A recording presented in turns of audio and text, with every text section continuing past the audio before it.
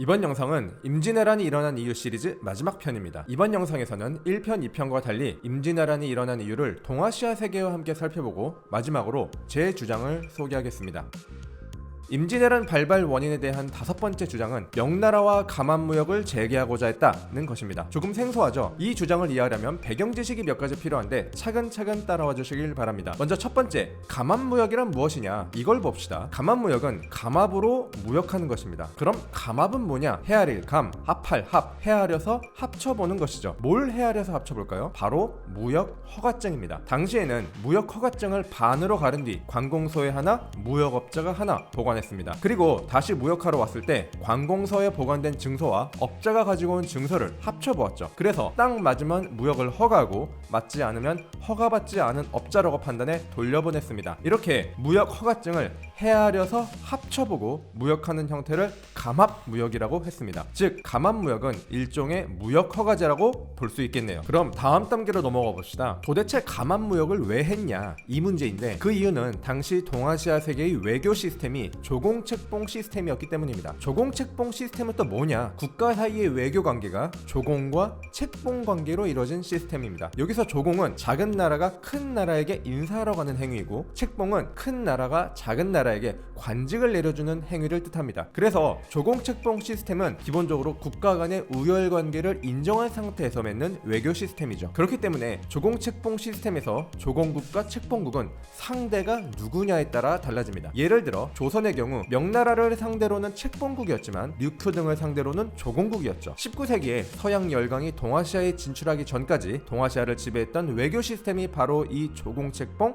시스템이었습니다. 조공책봉 시스템에서 가장 중요한 포인트 중 하나는 바로 조공국의 공식적인 인정이 있어야만 외교 파트너가 될 수 있다는 점입니다. 조공책봉 시스템에서 말하는 공식적인 인정이라는 원칙이 현실에서는 무역 허가증 이라는 아이템으로 작동하는 것이 바로 감합무역인 셈입니다. 그래서 조공책봉 시스템을 철저히 지키려 한 명나라는 엄격한 감합무역을 실시했고 무역이 절실했던 일본은 1404년부터 감합무역에 참여하죠. 문제는 센코쿠 시대 즈음이 되자 일본 막부의 통제력이 무너지면서 감합무역에도 차질이 생겼다는 것입니다. 그래서 일본의 다이묘들은 자신이 감합을 차지하기 위해 중국에서 소요를 일으키기도 하고 감합을 받지 못한 사람들은 외구와 결탁 혹은 직접 외구가 되어 밀무역에 나서기도 합니다. 상황이 이렇게 되자 명나라에서는 일본과의 감합무역을 금지하고 아예 해금령을 내려 일본과 교육을 중지하려 하죠. 이런 혼란한 상황에서 다시 일본을 통일한 사람이 등장하니 바로 도요토미 히데요시입니다. 히데요시 입장에서 감합무역을 재개한다면 명나라와 공식적인 외교관계를 회복하니 정권 안정에 도움이 되고 무역으로 막대한 이익도 챙길 수 있습니다. 그래서 실제로 명나라와 일본 사이에 휴전협정이 진행될 때 히데요시가 제시한 휴전 조건 중 감합무역을 회복할 것이라는 조항도 포함되어 있었죠. 그리고 이 조항이 받아들여지지 않자 히데요시가 조선을 다시 침략하는데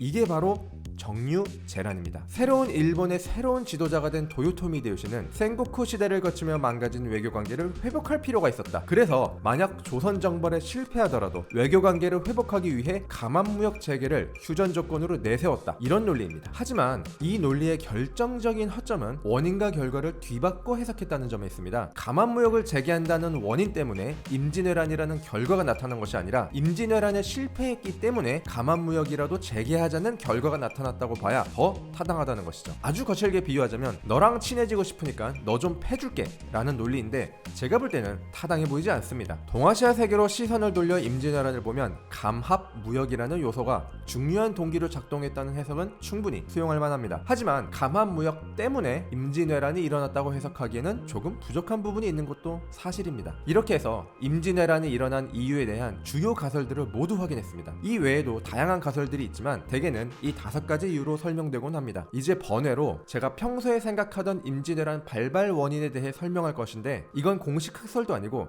제 뇌피셜에 불과한 이야기입니다. 혹시 관심이 있으신 분은 끝까지 영상을 시청해주시면 감사하겠습니다.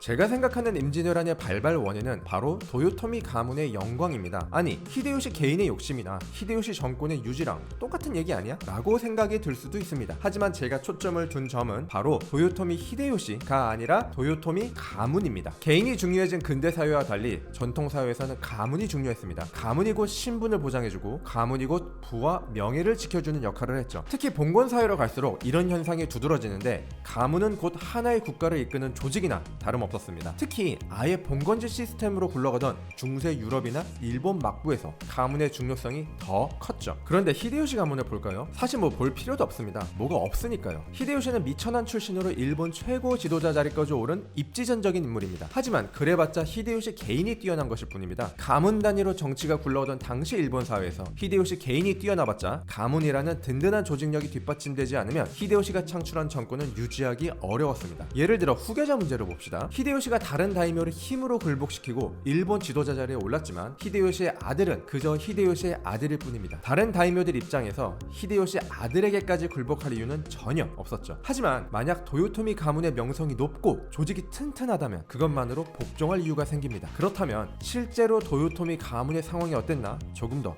구체적으로 봅시다. 도요토미 가문은 사실 없는 가문인데 이때 갑자기 생겼습니다. 일본 최고 지도자 자리는 무가 계열로 쇼군, 공가 계열로 칸파쿠인데 둘 다 특정 가문에서 독점했습니다. 그래서 쇼군이나 칸파쿠가 되려면 특정 가문과 어떤 식으로든 족보가 연결되어야 했죠. 하지만 히데요시의 경우 미천한 출신이라 아무리 족보를 조작하려고 해도 쇼군과 칸파쿠를 독점한 가문과 연결될 수가 없었습니다. 그래서 도요토미라는 새로운 성씨를 천황으로부터 하사받아서 칸파쿠에 오를 수 있는 권한을 인정받죠. 딱 봐도 칸파쿠에 오르기 위해 급조한 성씨라는 티가 나죠. 그러다 보니 당연히 다른 가문, 다른 다이묘들은 히데요시가 살아있을 때는 도요토미 성씨를 인정하겠지만 히데요시가 죽은 뒤에는 도요토미 성씨를 인정하지 않겠죠. 그렇다면 이런 상황에서 히데요시에게 가장 중요한 과제가 뭐였을까요? 제가 히데요시였다면 밤에 잠이 안 왔을 것 같습니다. 내가 죽은 뒤 늑대 같은 다른 가문들이 도요토미 가문을 잡아먹으려 할 테니까요. 그럼 내가 죽기 전에 도요토미 가문의 위생을 최대한으로 끌어올려 놓아야겠죠. 방법이 있을까요? 있습니다. 도요토미 가문이 일본에서 그 누구도 성공하지 못한 위대한 업적을 달성하는 것입니다. 쉽게 말하면 아무도 깨지 못한 전설의 퀘스트를 깨는 것이죠. 그러면 도요토미 가문은 일본 역사에 길이 남는 업적을 세운 가문이 되고 비록 신생 가문이라도 모두에게 인정받을 수 있겠죠. 그럼 그 전설의 퀘스트가 뭐냐?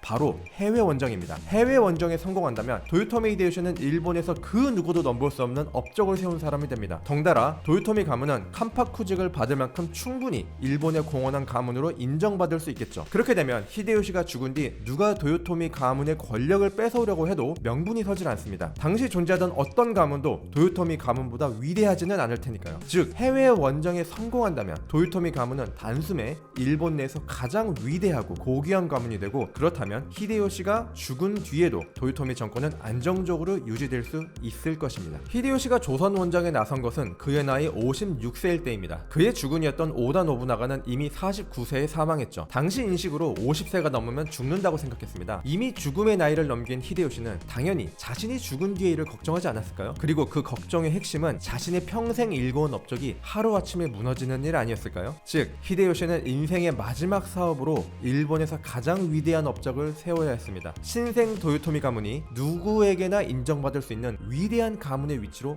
올려놓아야 했기 때문이죠. 그래서 흔히 히데요시가 미쳤다는 증거로 제시하는 이 문장이 저는 다른 의미로 다가옵니다. 나는 일본에서 이룰 수 있는 일은 다 이루었다. 그리고 이제 그 누구도 이루지 못한 일을 이루어야 한다. 여기까지입니다. 저의 신념 중 하나는 역사에 정답이 없다는 것입니다. 역사에 정답이 없기 때문에 역사는 무한한 가능성을 우리에게 제시하죠. 저의 주장도 이 무한한 가능성 중 하나일 뿐입니다. 제 주장까지 총 6가지 가설을 확인했습니다. 여러분이 생각하는 임진왜란이 일어난 이유는 무엇인가요? 영상이 유익했다면 구독과 좋아요를 해주시면 감사하겠습니다. 늘 생각은 무겁게, 표현은 가볍게 하는 철학으로 역사를 전달하겠습니다. 감사합니다.